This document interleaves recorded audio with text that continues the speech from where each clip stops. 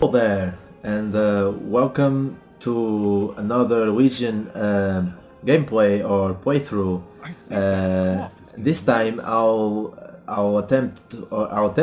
complete the artifact retrieval of the Ebonchill, the weapon for the Frost Mage and the former weapon of the first Guardian of Tirisfal, Alodi.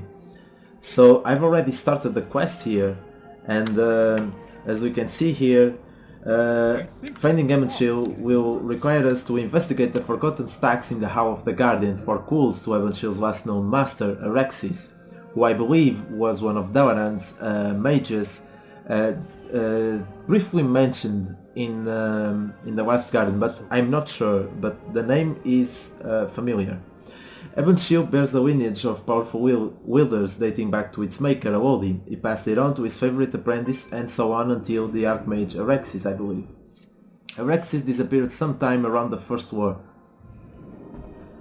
I know nothing of his fate, but the answer may well be somewhere in this library. Start by looking around here. Whatever you find should lead us to Ebonchill. He was probably killed by Medivh / Sargeras, as since oh, where were the stacks? Since he was targeting the Archmages of Dalaran by summoning demons in order to kill them. So where are those stacks actually? Where are they? Where are those stacks? There was some right here. Do they spawn when the others use them? If they do, then this can wait some time until I can manage to catch them all.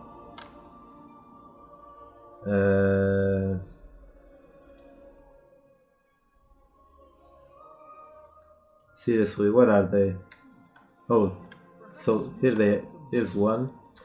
While information is sparse, it has become apparent that the Order of Tirisfal's success has garnered the attention of the greater demonic lords. Upon several occasions, now mages have been attacked, even ambushed by demons under the direction of one Baladur, a powerful Eredar. This has caused many setbacks in the Order's plans.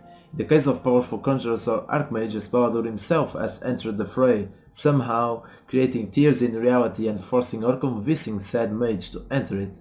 In the extremely rare case where someone has lived to tell the tale, Baladur has been seen sporting the weapons of his dead targets, flaunting them as trophies. So we have the name of our target.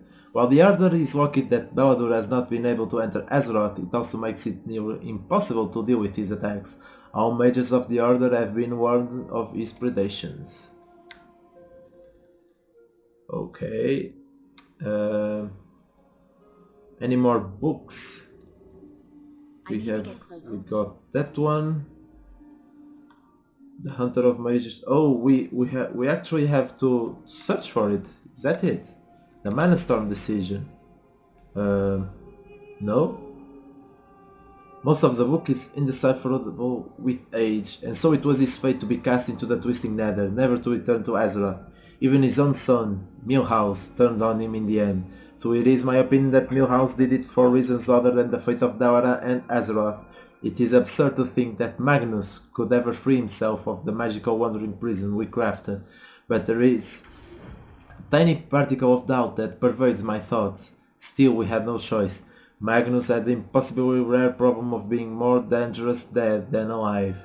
There are a few more visible notes of the creation of something called the Phantasm Zone, a prison dimension within a dimension that would fly through the Twisting Nether forever.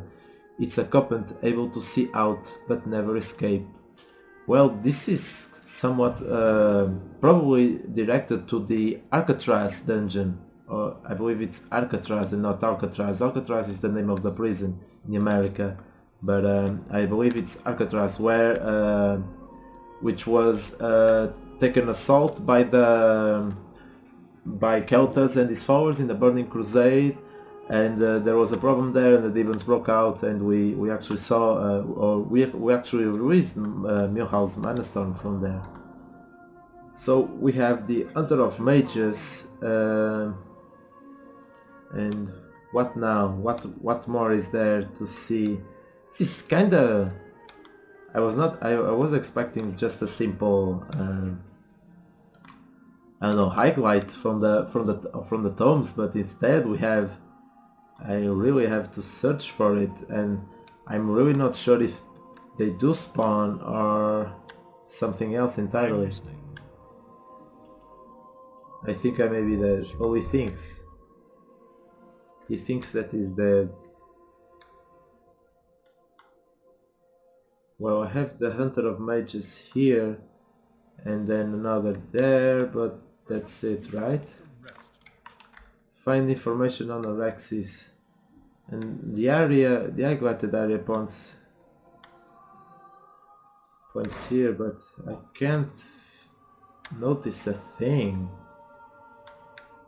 Oh damn it! I will try to. I'll skip ahead, but I won't record the time while I'm searching for it. Otherwise, the recording will take its time. Oh, here it is! Here it is! What a disaster! Alexis and all his apprentices dead. What remains of the council wants no repeat of it. They are cleansing all record of Alexis and his ritual. Dio has been sent packing for his part in this debacle. They consider it an accident and failed experiment, but with the death of other members of the Order I suspect foul play. Balladur has been exceptionally successful at catching mages at their most vulnerable as of late. Too successful. I must look into this more. K. Is it K for Khadgar, perhaps? Could be.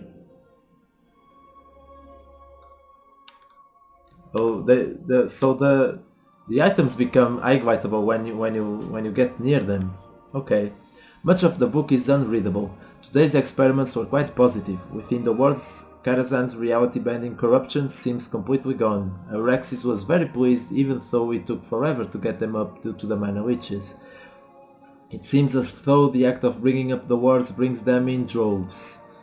Another page is readable, but the rest of the book is too far gone. We had a visitor today. Medivh came to speak with Alexis about some secret matters, but he was given a tour afterwards. He was very interested in Alexis' plan and offered to help.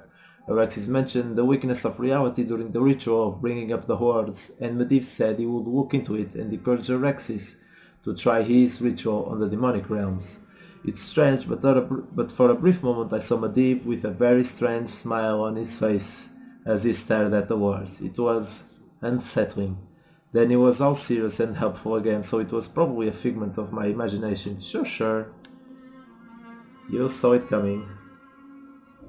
So we'll speak with Mariel Felstorm now.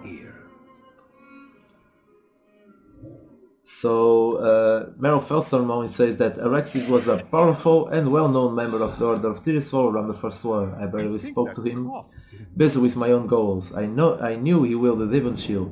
Then, mysteriously, I returned from a long journey and he was gone. His apprentices were gone and any materials and belongings related to him. The other members of the Order were very tight-lipped, only saying that something horrible had befallen him.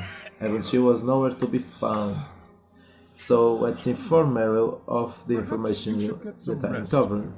So Alexis was ambushed by this Eredar Balladur. Then he's probably in possession of the staff. With the invasion I have no doubt he is either here or watching. I propose something audacious. Let us recreate Alexis' ritual. Conducting the ritual at an invasion point will attract Balladur's attention. He will likely try an ambush, but we will be ready. So be it. From the text you found, it is clear that Ebonchill is in the hands of Balladur. There is no way he would not claim such a powerful staff. That is a problem, but not an impossible one. All we need to do is get access to Balladur. Alright. So, the Deadwind site. Your research spoke of an experimental site out near Karazhan. I hope there are still materials on this ritual that will aid us there. You will need to find the site and bring back anything that will help us recreate the ritual. I will dig deeper here as well. And then Dio the Decrepit. That text with someone named Dio as being instrumental to the demonic ritual. They can't possibly mean Dio the Decrepit. Decrepit. I never knew he was Kirintor. I only know him as an elderly warlock who trains young recruits in the infernal arts. This would certainly explain his change of occupation. Most likely holds key information for this to work. To retire, I believe he's still out in the Tainted Scar in the Blasted Lands. You should seek him out. Very well, so I'll seek out the paths and these two quests, and